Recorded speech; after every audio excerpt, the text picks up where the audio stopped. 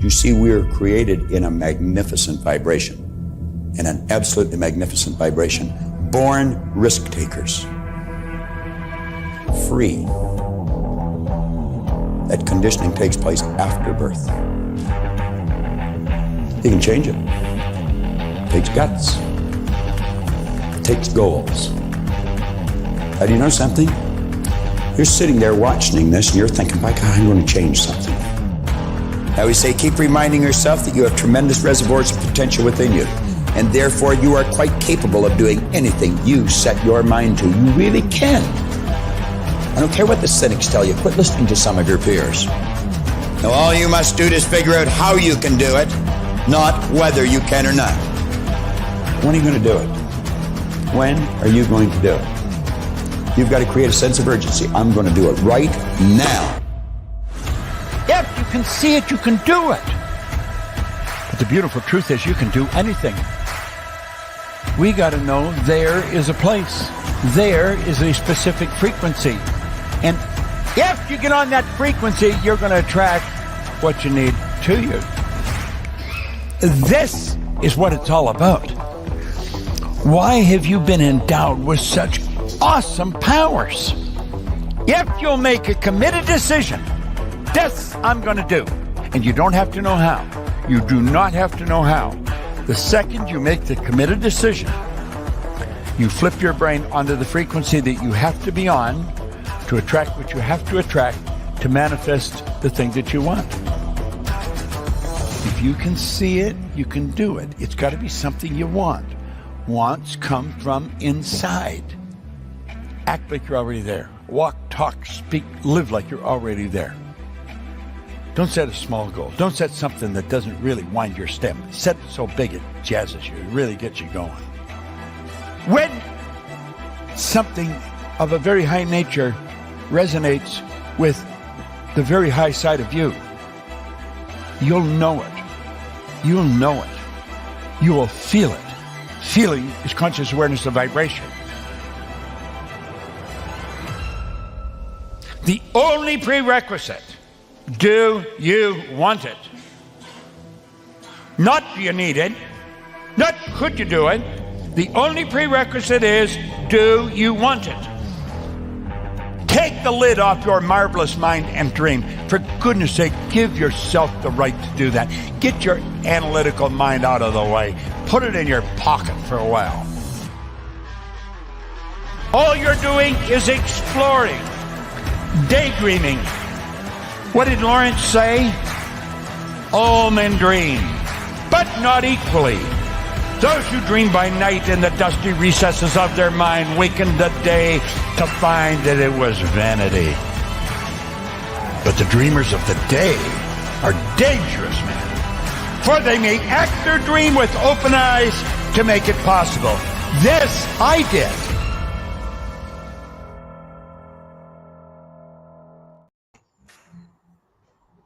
Hey everybody, hey Joey, welcome to the show. Mick McQuillan tuning in from Ireland, and of course we're on episode 53. This is personal development with a lifestyle plan, and we're going through As a Man Thinketh by Alan James Allen, what I'm talking about. And of course you can follow along. This is part 2. Don't forget to like, subscribe and share. Click the notifications and you'll be updated as to when Joey and I are on, usually around the same time every Sunday. And of course, give a shout out to Master Key Society on YouTube. We're using one of their books that they have. So this is just the copyright disclaimer, right? So Master Key Society, go and check them out. They've got some amazing books. And of course, this is all about freedom, health, and lifestyle. You know, freedom, having the time to do the things that you want to be able to do with the people that you want to do them with, the people that you love the most, maybe.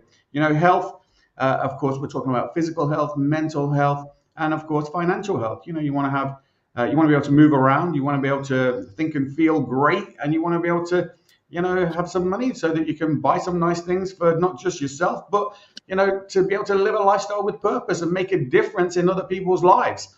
You know, because I think that's what it's all about, really, making a difference for the people, serving. You know, Joey talks about this a lot, you know, service leadership, and he's a great example of that.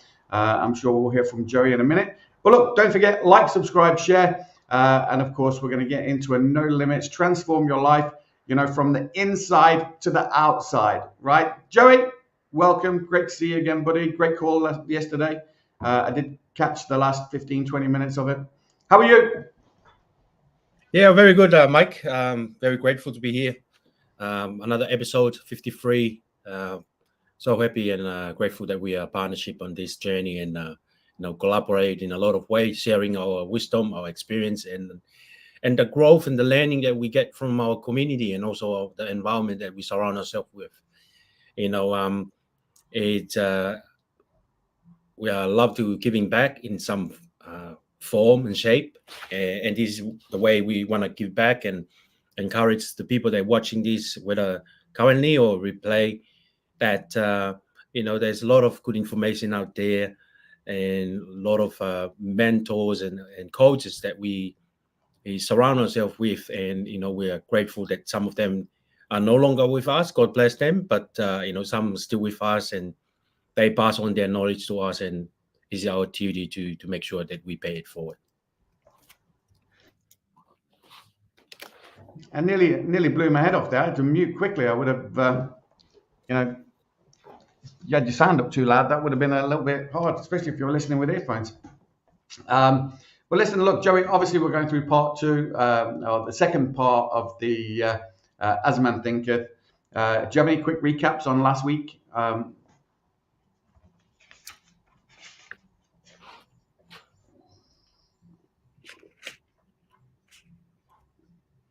So, go on. No, do you have any recaps on last week? Oh yeah, talk about the mind, very powerful, and we sometimes we don't really use our mind properly. We just our mind is like a garden that full of plenty of beautiful and abundant and prosperity stuff that we can share, even or we can use it to our own benefits.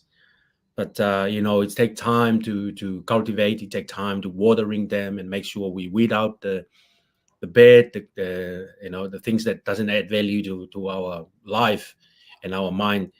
As we do that, we start to realize the seed that is planted to a new garden beds. If we look after that, it will grow up, a beautiful tree, become an apple tree, and that apple tree will not able to feed the humankind, but also feed the human, the living species around it, like birds and living organism around it. So it's a very powerful concept, and we are very grateful that we studied this book. James Allen, he's passed a long time ago, but his legacy lives on because a lot of people take his concept with them and apply that, and they become very successful, and they have the lifestyle that they want. And I think that's part of our commitment and our goals to not only share personal development information that we learn and grow from, but to help other people to realize that we have a full potential in us. We are living with abundance and prosperity within us.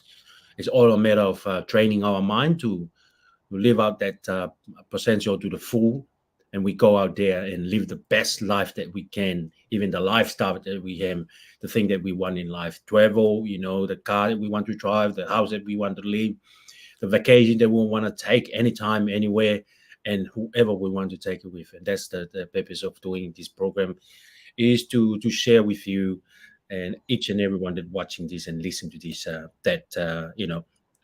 whatever you planted in your mind, if you plant positive things, definitely you will reap positive outcome if you work toward it. So yeah, that's what I learned from last week. So thank you.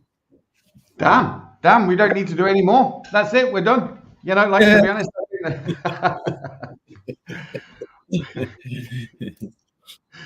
all right, so let me share my screen here and we'll jump straight into it. And I've got a video at the end that I want to share with you, Joey, right? This is a post that I did the other day. about motivation, but we'll get into that later. I think you'll enjoy it. I'll play it for everybody at the end when we're done, and you can listen. And of course, look, drop me a message or drop Joey a message if you want to get involved and find out more about what we're doing and how we can help. Okay, so look, let me share my screen and we'll get going with this.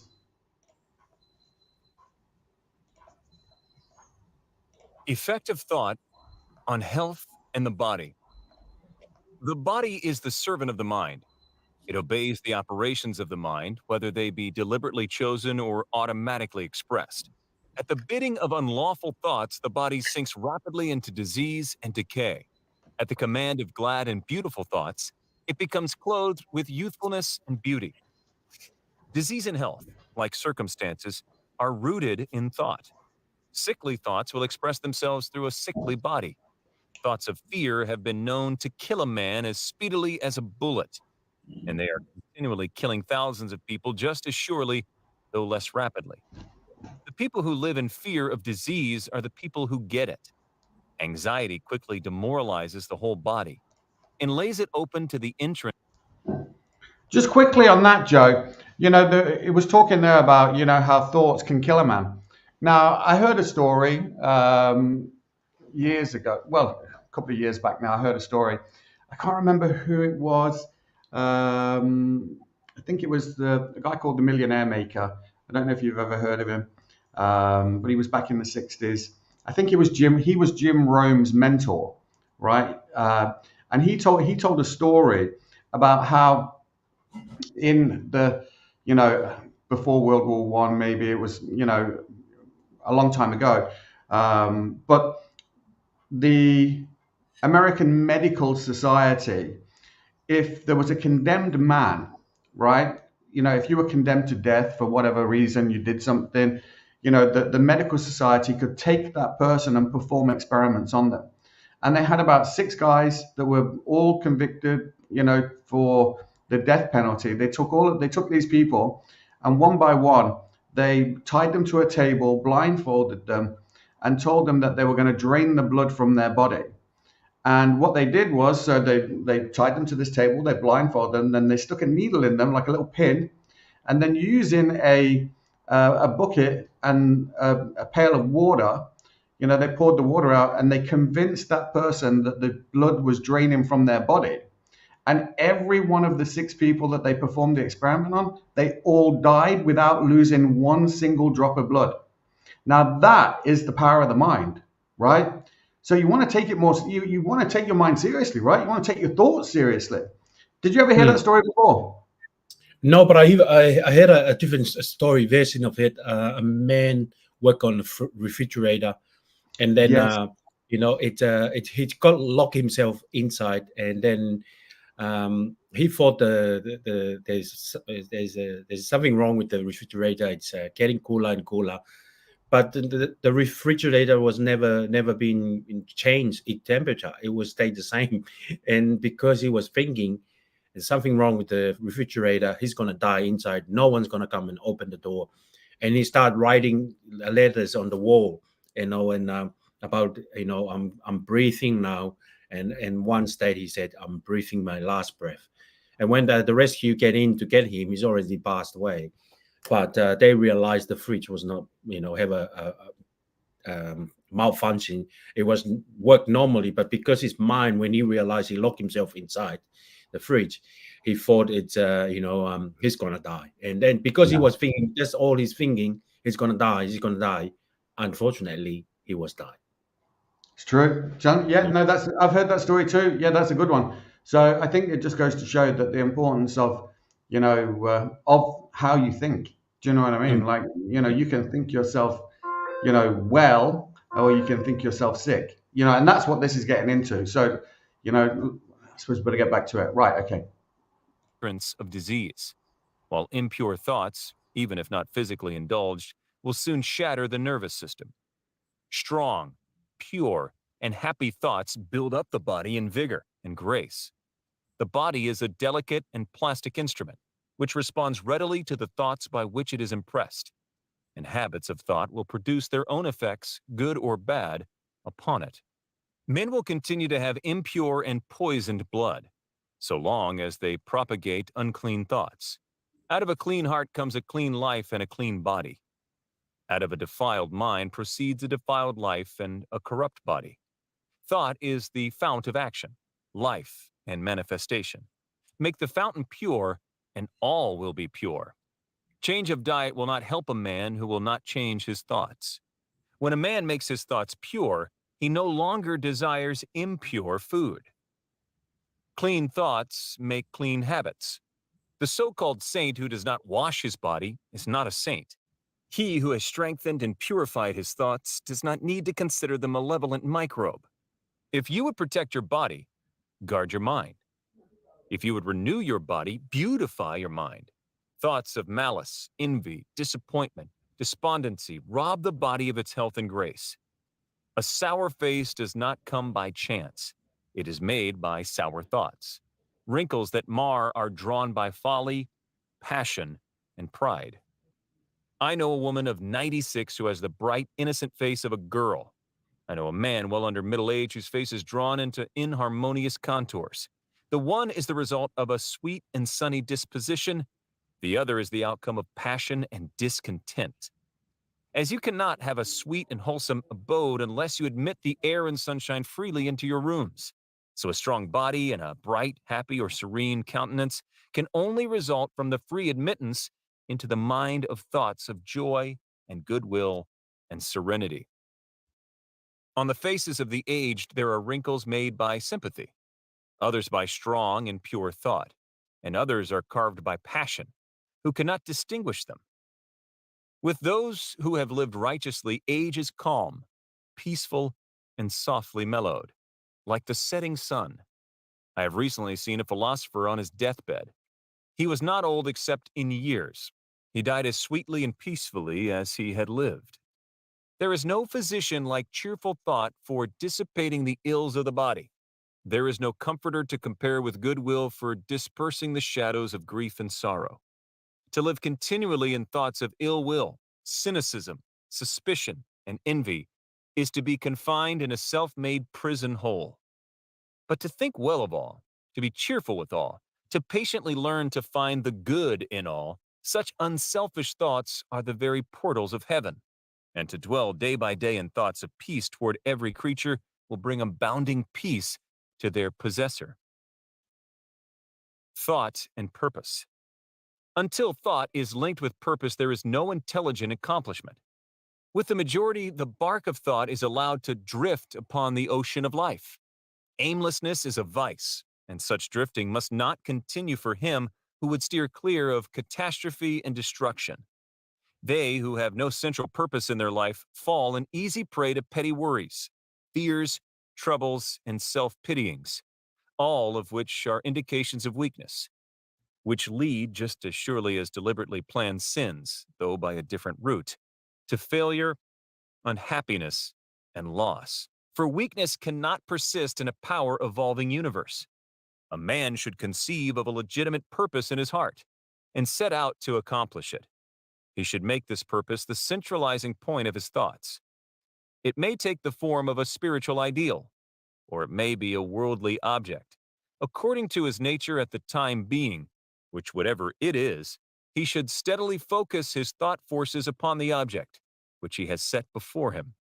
He should make this purpose his supreme duty, and should devote himself to its attainment, not allowing his thoughts to wander away into ephemeral fancies, longings, and imaginings.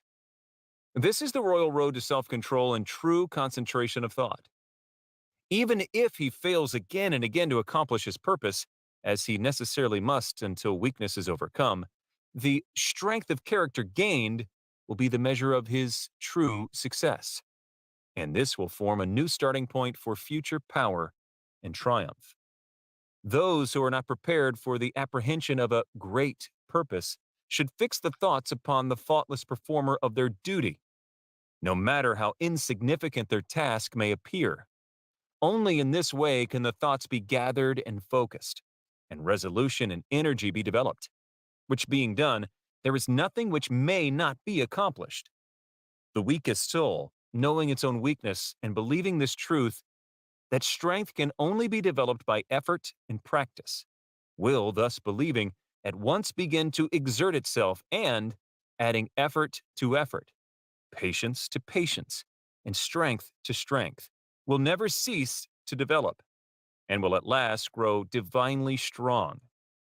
As the physically weak man can make himself strong by careful and patient training, so the man of weak thoughts can make them strong by exercising himself in right thinking. To put away aimlessness and weakness, and to begin to think with purpose, is to enter the ranks of those strong ones who only recognize failure as one of the pathways to attainment, who make all conditions serve them, and who think strongly, attempt fearlessly, and accomplish masterfully. Having conceived of his purpose, a man should mentally mark out a straight pathway to its achievement, looking neither to the right nor the left. Doubts and fears should be rigorously excluded. They are disintegrating elements which break up the straight line of effort, rendering it crooked, ineffectual, useless. Thoughts of doubt and fear never accomplished anything and never can. They always lead to failure. Purpose, energy, power to do, and all strong thoughts cease when doubt and fear creep in. The will to do springs from the knowledge that we can do. Doubt and fear are the great enemies of knowledge, and he who encourages them, who does not slay them, thwarts himself at every step. He who has conquered doubt and fear has conquered failure. His every thought is allied with power, and all difficulties are bravely met and wisely overcome. His purposes are seasonably planted, and they bloom and bring forth fruit, which does not fall prematurely to the ground. Thought allied fearlessly to purpose becomes creative force. He who knows this is ready to become something higher and stronger than a mere bundle of wavering thoughts and fluctuating sensations. He who does this has become the conscious and intelligent wielder of his mental powers. The thought factor in achievement. All that a man achieves and all that he fails to achieve is the direct result of his own thoughts. In a justly ordered universe, where loss of equipoise would mean total destruction, individual responsibility must be absolute. A man's weakness and strength, purity and impurity are his own, and not another man's. They are brought about by himself, and not by another. And they can only be altered by himself, never by another. His condition is also his own, and not another man's. His suffering and his happiness are evolved from within. As he thinks, so he is. As he continues to think, so he remains. A strong man cannot help a weaker unless that weaker is willing to be helped. And even then, the weak man must become strong of himself. He must, by his own efforts, develop the strength which he admires in another. None but himself can alter his condition. It has been usual for men to think and to say, "Many men are slaves because one is an oppressor. Let us hate the oppressor." Now, however, there is amongst an increasing few a tendency to reverse this judgment and to say, "One man is an oppressor because many are slaves. Let us despise the slaves." The truth is that oppressor and slave are cooperators in ignorance, and while seemingly to afflict each other, are in reality afflicting themselves. A perfect knowledge perceives the action of law in the weakness of the oppressed and the misapplied power of the oppressor. A perfect love, seeing the suffering, which both states entail, condemns neither. A perfect compassion embraces both oppressor and oppressed. He who has conquered weakness and has put away all selfish thoughts belongs neither to oppressor nor oppressed. He is free. A man can only rise, conquer, and achieve by lifting up his thoughts. He can only remain weak and abject and miserable by refusing to lift up his thoughts. Before a man can achieve anything, even in worldly things, he must lift his thoughts above slavish animal indulgence. He may not, in order to succeed, give up all animality and selfishness. By any means, but a portion of it must, at least, be sacrificed. A man whose thought is bestial indulgence could neither think clearly nor plan methodically. He could not find and develop his latent resources, and would fail in any undertaking. not having commenced to manfully control his thoughts. He is not in a position to control affairs and to adopt serious responsibilities. He is not fit to act independently and stand alone. But he is limited only by the thoughts which he chooses. There can be no progress, no achievement without sacrifice. And a man's worldly success will be in the measure that he sacrifices his confused animal thoughts and fixes his mind on the development of his plans and the strengthening of his resolution and self-reliance. And the higher he lifts his thoughts, the more manly, upright, and righteous he becomes. The greater will be his success. The more blessed and enduring will be his achievements. The universe does not favor the greedy, the dishonest, the vicious, although on the mere surface it may sometimes appear to do so. It helps the honest, the magnanimous, the virtuous. All the great teachers of the ages have declared this in varying forms. And to prove and know it, a man has but to persist in making himself more and more virtuous by lifting up his thoughts. Intellectual achievements are the result of thought consecrated to the search for knowledge, or for the beautiful and true in life and nature. Such achievements may be sometimes connected with vanity and ambition, but they are not the outcome of those characteristics. They are the natural outgrowth of long and arduous effort, and of pure and unselfish thoughts. Spiritual achievements are the consummation of holy aspirations. He who lives constantly in the conception of noble and lofty thoughts, who dwells upon all that is pure and unselfish, will, as surely as the sun reaches its zenith and the moon its full, become wise and noble in character, and rise into a position of influence and blessedness. Achievement, of whatever kind, is the crown of effort, the diadem of thought. By the aid of self-control, resolution, purity, righteousness, and well-directed thought, a man ascends. By the aid of animality, indolence, impurity, corruption, and confusion of thought, a man descends. A man may rise to high success in the world and even to lofty altitudes in the spiritual realm, and again descend into weakness and wretchedness by allowing arrogant, selfish, and corrupt thoughts to take possession of him. Victories attained by right thought can only be maintained by watchfulness. Many give way when success is assured and rapidly fall back into failure. All achievements, whether in the business, intellectual, or spiritual world, are the result of definitely directed thought, are governed by the same law, and are of the same method. The only difference lies in the object of attainment. He who would accomplish little must sacrifice little. He who would achieve much must sacrifice much. He who would attain highly must sacrifice greatly. How to escape the heat if you don't have an air conditioner. This only takes 5 minutes. Visions and ideals. Joe, there was a section there in that on the page number 38. Victories attained by right thought can only be maintained by watchfulness. Many give way when success is assured and rapidly fall back into failure. That's really, that for me is so interesting, because it makes me think of, when you're working on something, but you haven't got there yet, right? So you're working on something, but you haven't got there, but you know that if you just do this one more thing, that you're going to achieve it. You're going to do it, and for some reason you don't do it. For some reason you don't take that next step. You don't make that next call, or you just don't do it. Why is that? What's all that about? Oh, good one. That's I think for myself, I feel guilty when I listen to that, because you get to the circumstance in your journey or my journey is you just get to that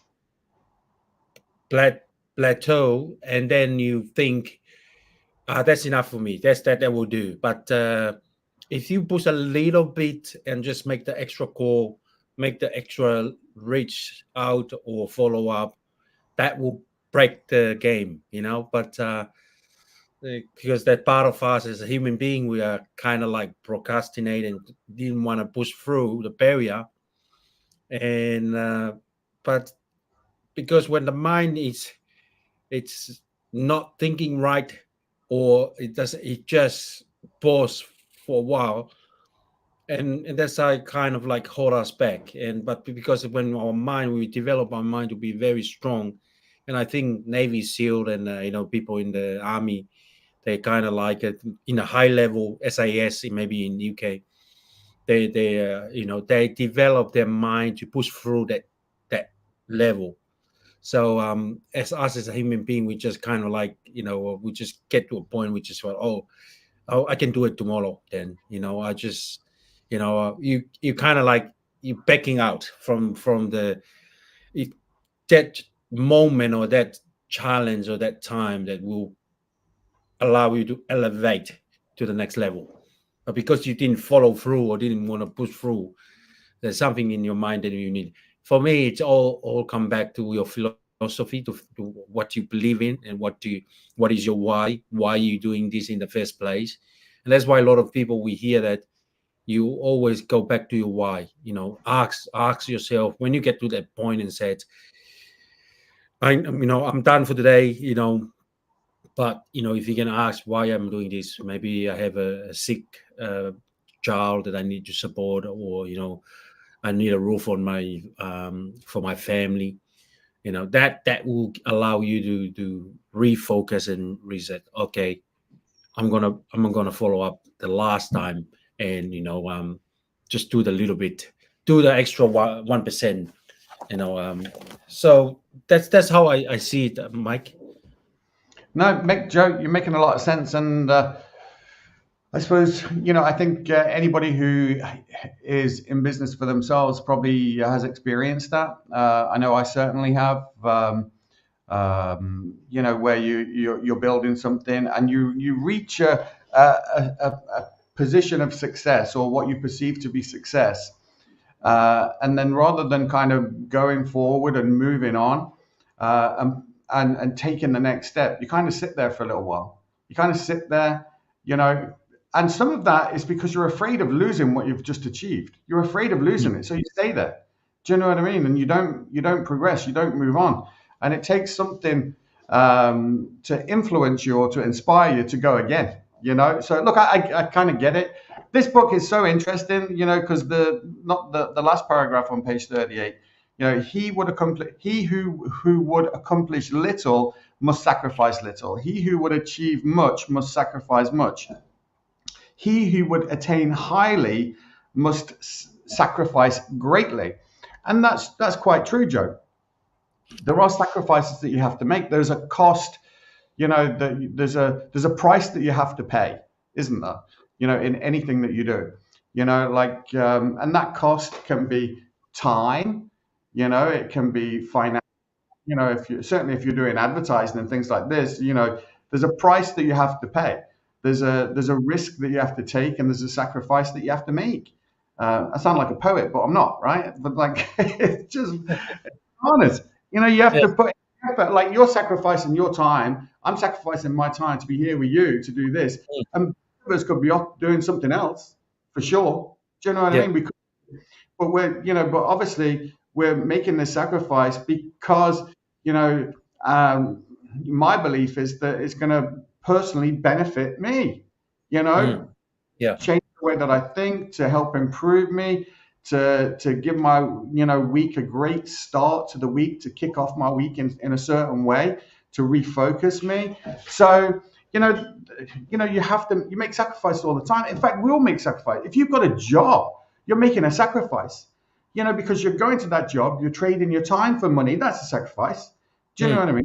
You could be doing something else, but you have to go to that job. You have to go. Otherwise, just like you say, you don't have a roof over your head. You can't feed your kids. You can't do all this kind of other stuff.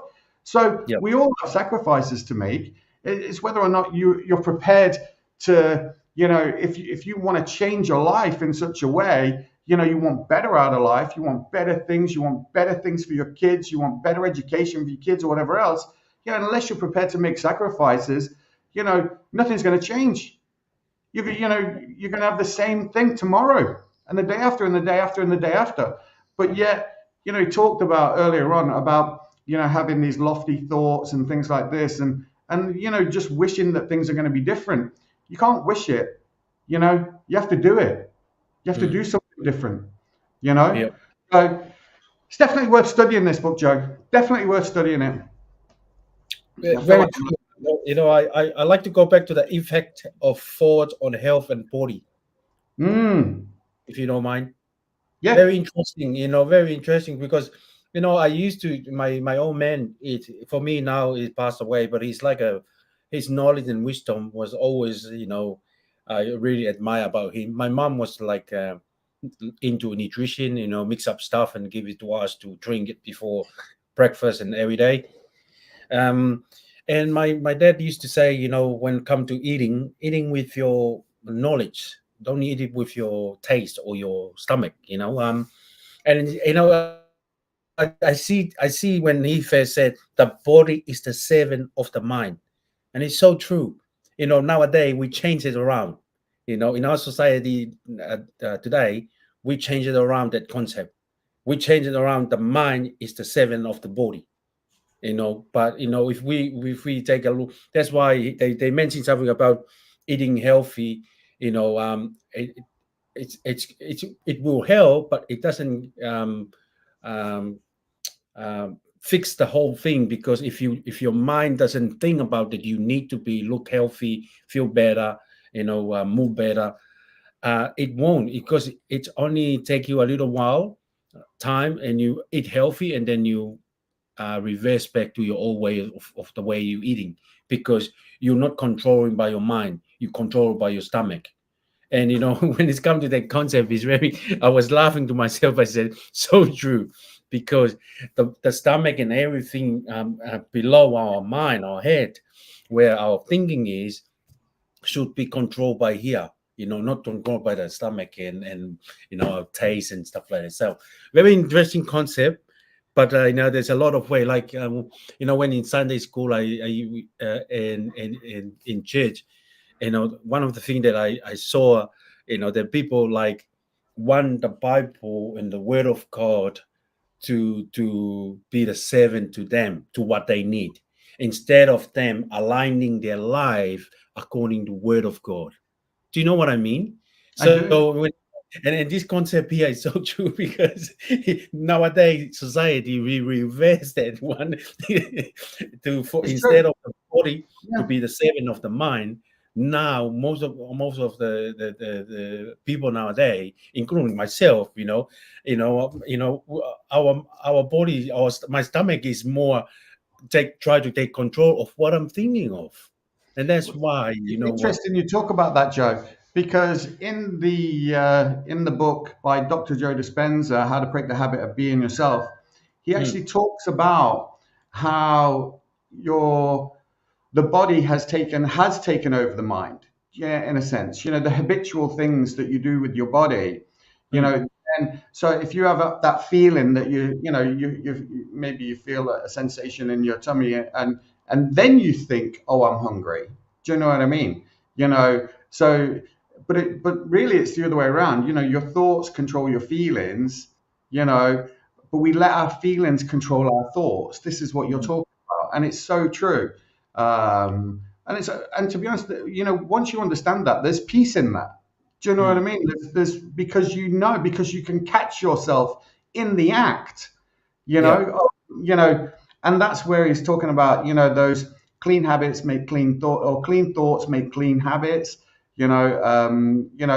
purpose central to your thoughts, so, whether it doesn't matter what it is, whether you're building a business, whether you're trying to get in the best shape that you've been in a decade, or whatever it is, that has to be your central thought, and everything then comes from around that. So all of your actions, like if you're trying to lose weight and get in the best shape, obviously, your actions are going to control your outcomes, so, but your thoughts you have to have clean thoughts, which means maybe eating clean, making better choices, different things like this, and I'm more interested to find out about, that eating with knowledge. Explain a bit more about that, because that sounds like a very interesting concept.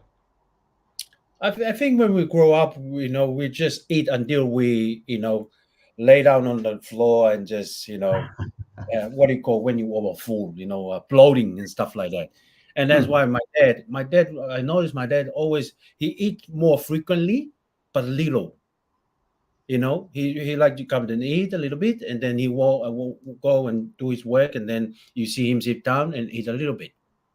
And we think he eat more, but it's the way he control the way he eat. For us, we when we come to have breakfast, we take a big chunk until we're bloating, and then you go and sit in the classroom sleepy, and then at lunchtime you go again, and that's why a lot of things in my health. I look back at my old man. He lived up to 89, and when he was 89, he got a pancreatic cancer. His body was slowly shut down, but because of the cancer, but his mind was still sharp. He still talk about his old day, the way he grew up. And I asked him question, and he said, "Can you still remember when you grew up?" He said, "Yeah." And he named the date, the month, and the year that he went to high school, primary school, and all the hobby that he was loved to do, sport he was doing. And thank God I recall all of them, because when he passed away, I used to do his eulogy, and everyone was amazed. And they said to me, "Oh, you come up with a good story." And I said that this is all that come from the horse mouth. It's not my story that I make it up, but I'm glad when I asked him question, I have a tape recorder with me.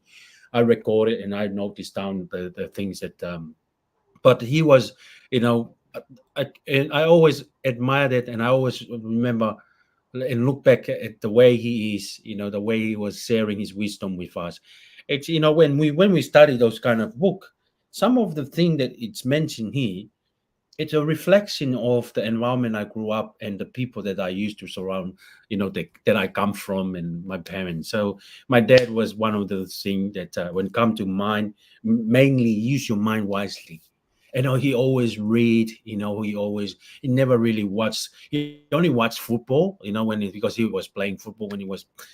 But when it come to feed the mind, he always read something. He like newspaper, read newspaper. He always bought a newspaper, come home on his laser time. He just sit down under a mango tree after working hard, and reading the newspaper, and sleeping. He was like to sleep, and he always like wake up early than all of us, So there's a lot of good ways that it remind me when I study this kind of material, because it remind me all the people with their wisdom, including my parents, and my dad was stand out on that one. Nice. Sounds like a great guy, Joe. Looking forward to learn more about him. Right, we don't have much left on this, only about 10 minutes. So I think we should probably get through it. Let me see. Okay. The dreamers are the saviors of the world. As the visible world is sustained by the invisible, so men, through all their trials and sins and sordid vocations, are nourished by the beautiful visions of their solitary dreamers. Humanity cannot forget its dreamers. It cannot let their ideals fade and die. It lives in them. It knows them as the realities which it shall one day see and know. Composer, sculptor, painter, poet, prophet, sage, these are all the makers of the afterworld, the architects of heaven. The world is beautiful because they have lived. Without them, laboring humanity would perish. He who cherishes a beautiful vision, a lofty ideal in his heart, will one day realize it. Columbus cherished a vision of another world, and he discovered it. Copernicus fostered the vision of a multiplicity of worlds and a wider universe, and he revealed it. Buddha beheld the vision of a spiritual world of stainless beauty and perfect peace, and he entered into it. Cherish your visions, cherish your ideals, cherish the music that stirs in your heart, the beauty that forms in your mind, the loveliness that drapes your purest thoughts. For out of them will grow all delightful conditions, all heavenly environment. Of these, if you but remain true to them, your world will at last be built. To desire is to obtain, to aspire is to achieve. Shall man's basest desires receive the fullest measure of gratification, and his purest aspirations starve for lack of subsistence? Such is not the law. Such a condition of things can never obtain. Ask and receive. Dream lofty dreams, and as you dream, so shall you become. Your vision is the promise of what you shall one day be. Your ideal is the prophecy of what you shall at last unveil. The greatest achievement was at first and for a time a dream. The oak sleeps in the acorn. The bird waits in the egg, and in the highest vision of the soul, a waking angel stirs. Dreams are the seedlings of realities. Your circumstances may be uncongenial, but they shall not long remain so if you but perceive an ideal and strive to reach it. You cannot travel within and stand still without.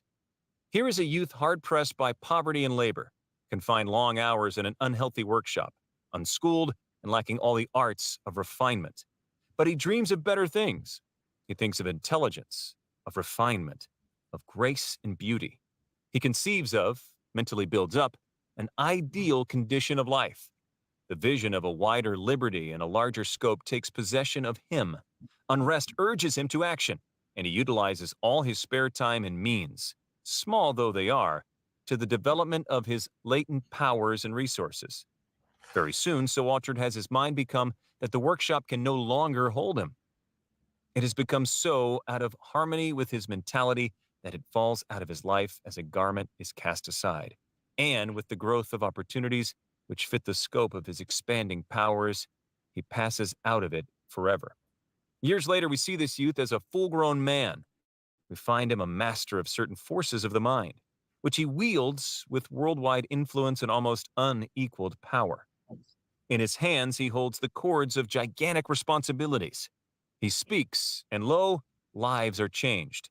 Men and women hang upon his words and remold their characters, and sun-like, he becomes the fixed and luminous center round which his innumerable destinies revolve. He has realized the vision of his youth. He has become one with his ideal. And you, too, youthful reader, will realize the vision, not the idle wish, of your heart, be it base or beautiful, or a mixture of both, for you will always gravitate toward that which you secretly most love. Into your hands will be placed the exact results of your own thoughts. You will receive that which you earn, no more, no less. Whatever your present environment may be, you will fall, remain, or rise with your thoughts, your vision, your ideal. You will become as small as your controlling desire, as great as your dominant aspiration. In the beautiful words of Stanton Kirkham Davis, you may be keeping accounts, and presently you shall walk out of the door that for so long has seemed to you the barrier of your ideals, and shall find yourself before an audience, the pen still behind your ear, the ink stains on your fingers, and then and there shall pour out the torrent of your inspiration. You may be driving sheep, and you shall wander to the city bucolic and open-mouthed, shall wander under the intrepid guidance of the Spirit into the studio of the Master. And after a time he shall say, I have nothing more to teach you. And now you have become the Master, who did so recently dream of great things while driving sheep. You shall lay down the saw and the plane to take upon yourself the regeneration of the world. The thoughtless, the ignorant, the indolent, seeing only the apparent effects of things and not the things themselves, talk of luck, of fortune, and chance. Seeing a man grow rich, they say, how lucky he is. Observing another become intellectual, they exclaim, how highly favored he is. And noting the saintly character and wide influence of another, they remark, how chance aids him at every turn. They do not see the trials and failures and struggles which these men have voluntarily encountered in order to gain their experience, have no knowledge of the sacrifices they have made, of the undaunted efforts they have put forth, of the faith they have exercised, that they might overcome the apparent insurmountable and realize the vision of their heart. They do not know the darkness and the heartaches. They only see the light and joy and call it luck. They do not see the long and arduous journey, but only behold the pleasant goal and call it good fortune. Do not understand the process, but only perceive the result and call it chance. In all human affairs, there are efforts and there are results. And the strength of the efforts is the measure of the result. Chance is not. Gifts, powers, material, intellectual, and spiritual possessions are the fruits of effort. They are thoughts completed, objects accomplished, visions realized. The vision that you glorify in your mind, the ideal that you enthrone in your heart, this you will build your life by. This you will become. Serenity. Calmness of mind is one of the beautiful jewels of wisdom. It is the result of long and patient effort and self-control. Its presence is an indication of ripened experience and of a more than ordinary knowledge of the laws and operations of thought. A man becomes calm in the measure that he understands himself as a thought-evolved being, for such knowledge necessitates the understanding of others as the result of thought.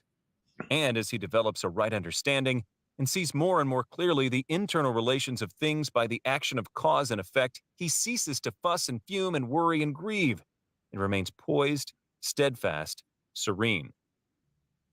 The calm man, having learned how to govern himself, knows how to adapt himself to others, and they, in turn, reverence his spiritual strength and feel that they can learn of him and rely upon him.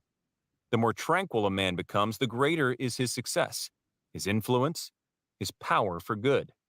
Even the ordinary trader will find his business prosperity increase as he develops a greater self-control and equanimity. For people will always prefer to deal with a man whose demeanor is strongly equable. The strong, calm man is always loved and revered. He is like a shade-giving tree in a thirsty land, or a sheltering rock in a storm. Who does not love a tranquil heart, a sweet-tempered, balanced life? It does not matter whether it rains or shines, or what changes come to those possessing these blessings, for they are always sweet, serene, and calm. That exquisite poise of character, which we call serenity, is the last lesson of culture, the fruitage of the soul. It is precious as wisdom, more to be desired than gold, yea, than even fine gold. How insignificant mere money-seeking looks in comparison with a serene life, a life that dwells in the ocean of truth, beneath the waves, beyond the reach of tempests, in the eternal calm.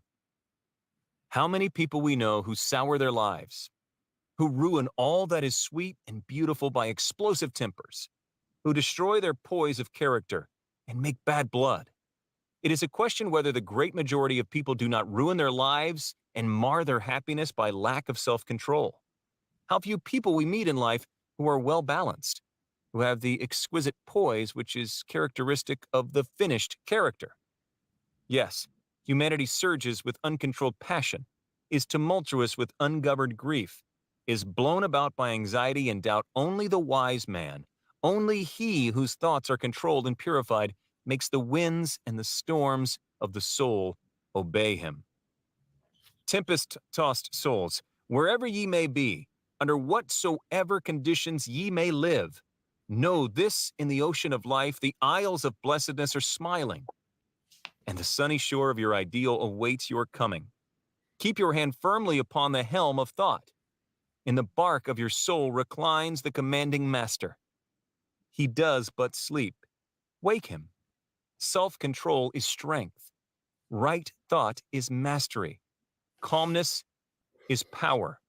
Say unto your heart, peace, be still.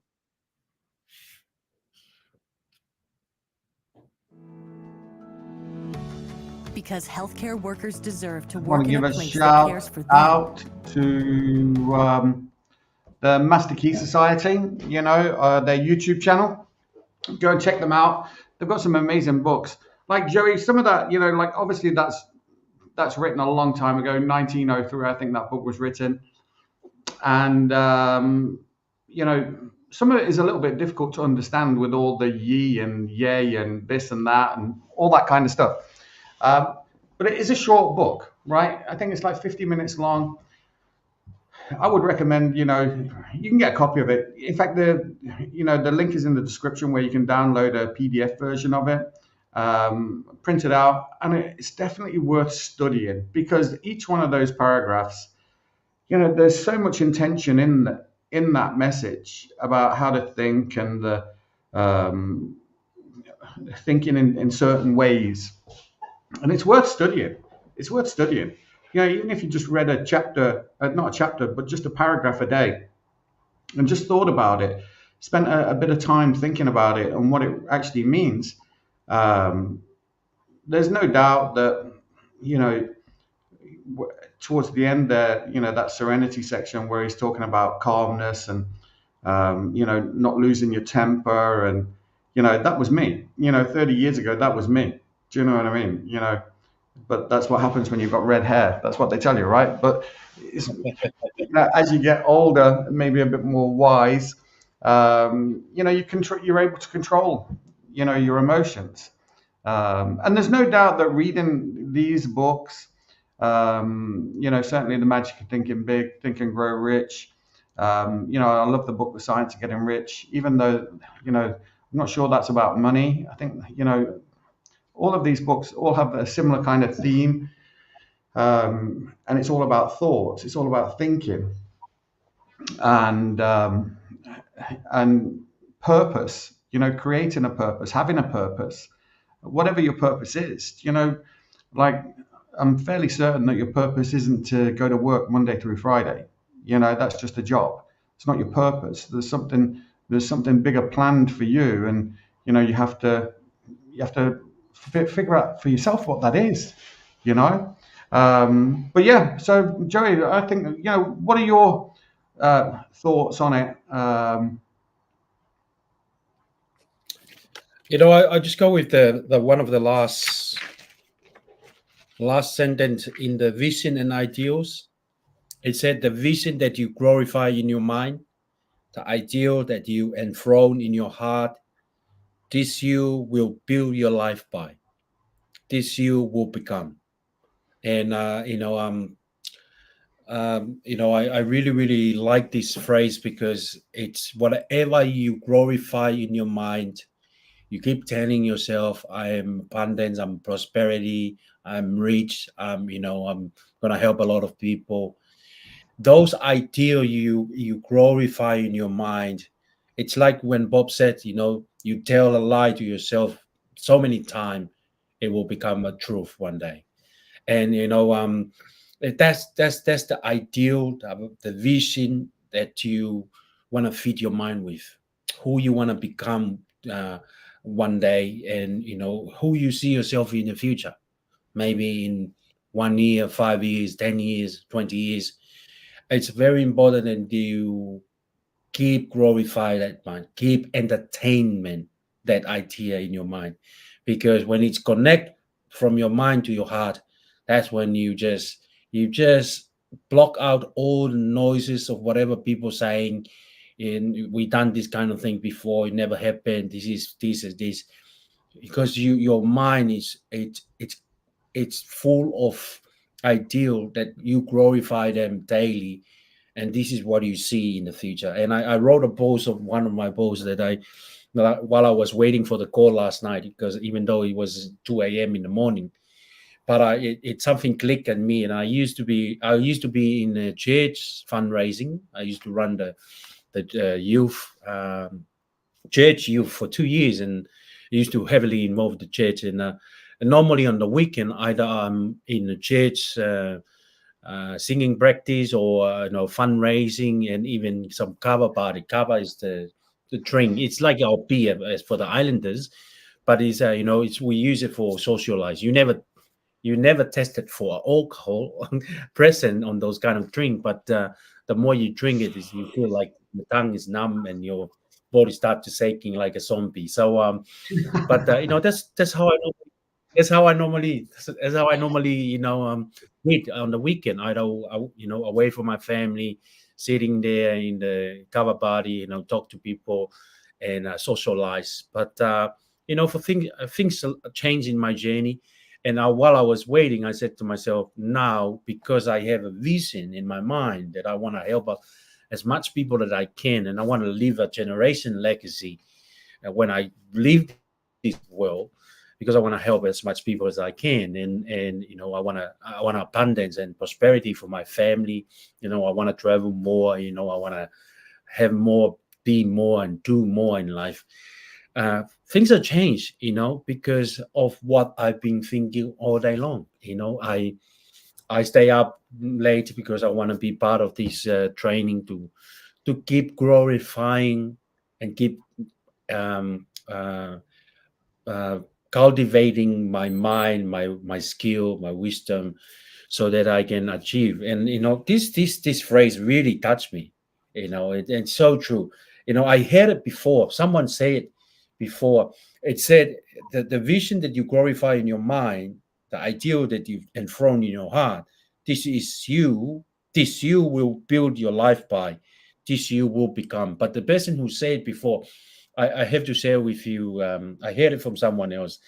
He said, the picture that you glorify or the vision you glorify in your mind, if you keep thinking about it and you keep working toward it, it will come to pass. I think that's how he phrased the word. You know, it will happen if you keep working on it, think about it. And, you know, I listened to one of the guy that is one of the legend in the comic, something like that. He used to be with a few company, and he been like 40 years now with a professional. But he said, you know, when he looked back now, the two most important words that he carried with him on his journey is the word I. The I mean I exist. M mean with God. So you know, when you telling yourself your vision, I am abundance, I am prosperity, I am a very kind person. You know, your word is powerful because it's feeding your mind, and when your mind connect with your heart, you just ignore everything in life, but you just focus on the journey and on the vision that you want to make sure that one day you're going to achieve it. So yeah, that's, you know, very, you know, so true. You know, thank you for making us to go back to and like you said before, when we're doing this because we want to help as much people we can, but we understand, you know, because we're doing that, we show up and we study it, we share it. You know, it's like a foundation of our journey every week. And you know, and I have to give the credit for our commitment and our program, because it's helping a lot. And when you have the understanding, this is how you feed your mind, you glorify the vision in your mind by doing something like that. Study it, learn it, apply it, and you teach it. You know, and that's the whole concept of our professional with network marketing. A lot of people thought that we are selling products and services. It's true in some way, but when you have the understanding, like we shared last night, you it's a teaching, coaching, and developing people. And when you're able to do that and duplicate that system, you know, you see the benefit coming. So you know, I'm very grateful, to be honest. I think I will need to go back and really study again the book. You know, you have the resources, but sometimes it's sitting on the shelf, and because you don't have opportunity or have an accountability partner to share it with, it's sitting there and dusted. And you know, but there's a lot of abundance and, you know, prosperity on this book to learn it, to teach it, and you know, and teach it with other people too. So thanks, Mike. Well, thank you, Joey. And Joey's Facebook page is on the screen there. Go and find him, joey.unga, facebook.com/joey.unga, and learn about what Joey's doing. Joey's got an amazing story. Joey's helping a lot of people. He's making a difference in a lot of people's lives. So go and check him out. Go and ask him what he's doing. Go and ask him how you can get involved with him. you know, and by being involved with him, you're also involved with me because we're doing this together, right? And Joy's absolutely right. That's why this show is called Personal Development with a Lifestyle Plan, because that's what it's about. It's about personal development. It's about expanding your mind, and just becoming a better version of yourself. That's all it is. Looking better, feeling better, eating better, moving better, and of course doing better. And we all want better. So Joey, I'm going to play out with a different video tonight. This was a post that I created, right? It's like a rant, right? So I'm going to play out with this. And look, by all means, reach out to Joey, reach out to myself, comment 16 in the chat if you want us to reach out to you and tell you how you can get involved and how we can help you feel better. So let me play out with this, and I'll see you on the other side. Great to see you, Joe. Thank you. Need motivation, right? I just don't need it. What I need is inspiration and influence, right? When I think about any time I've been motivated in my life, usually it's from an external source, right? Usually I'm being motivated by something or someone else, and it's usually to do something or not to do something, whether it be at work or something like this. So, I don't really need motivation. I need to be influenced, right? Or I need to be inspired into doing something. So when I think about any success that I've had, I've been inspired. I've been influenced by something or someone to do something differently, to do something better, right? So when it comes to, losing weight and getting in the best shape that you've been in a decade, looking and feeling the best you've felt in a decade, you want to be inspired. You want to be influenced. And who's the best person to inspire or influence you? You're the best person to inspire you. You're the best person to influence you, right? And you can look back on all of your successes. Mostly when we look back on our failures. We look back and think, oh my God, fucking hell, screwed that up, and we beat ourselves up about it, and then, we try and avoid those things. So when we look back, on times in our life, maybe when we've tried to lose weight, maybe when we've tried to get in better shape, we look back and we think about how we failed. Well, I want you to look back and I want you to think about the times when you've succeeded, when you've proved to yourself that you can do it, that you did do it, that you have achieved it, and it can be anything. It can be the smallest thing. It can be the biggest thing. It doesn't even matter, right? But look back on your successes, not on your failures. Your failures only serves as a lesson, for you to learn from. And if you're not learning from it and you're repeating that process, all you're doing is doing the same thing and expecting a different result. It's not going to happen. It's not going to change. So influence yourself in a positive way. Inspire yourself. Know that you have done it before. You can do it again. And the truth is, your subconscious mind does not know the difference between something which you experience or something which you vividly imagine. So this is why it's so important that you act, walk, talk like you're already there. That thin feeling that I talk about, that thin, you've got to think thin, you've got to feel thin, right? Even before you get there, right? So, if you've got an event, so when I talk about the 16-week challenge, talk about it all the time. So we've got the 16 weeks challenge, 16 weeks to looking and feeling the best you've felt in a decade, but you can live that now. You can inspire yourself now. You can not motivate, but you can influence yourself now. How? By thinking about that event, by imagining yourself going to that event, and imagine yourself when you get there, how you're going to look and feel, what kind of clothes you're going to wear, how do those clothes feel on your body, how do your friends and family respond when they see you, or maybe it's a business. I don't know what the event is. It can be any event. It could be a holiday. It could be an anniversary. It could be a work meeting. It could be Christmas, family get together at Christmas. We're 6 months away from Christmas. Why not do that now? It could be Thanksgiving. It could be anything. You've got 16 weeks to look and feel the best you've felt in a decade, and you can start right now and inspire yourself and influence yourself, by focusing on exactly how you're going to look and feel. exactly how you're going to look and feel, and imagine it and plant that seed in your imagination. You know, the greatest nation on earth, your imagination, right? So you can inspire yourself. You can influence yourself. You don't need to be motivated. You know, you've got everything you already need. What you need is to be influenced. You need to be inspired. And that starts inside you. You can do it. You really can. You've got everything inside you that you need to be able to do it. It's just making that committed decision.